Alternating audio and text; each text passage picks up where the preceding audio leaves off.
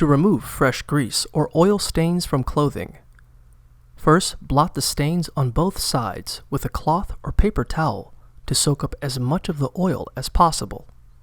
Then, apply dish soap to the stains and let it sit for 30 minutes, which will help loosen the remaining oil so it comes out in the wash.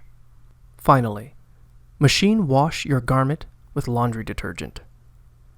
If the stains are still there, repeat the process.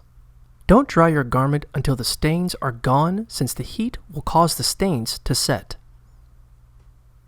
For grease or oil stains that are already set, you can remove them with WD-40, baking soda, and dish soap. First, place a piece of cardboard under the stains so they don't transfer to another part of your garment. Then, spray each stain with WD-40 to loosen the oil so it's easier to remove.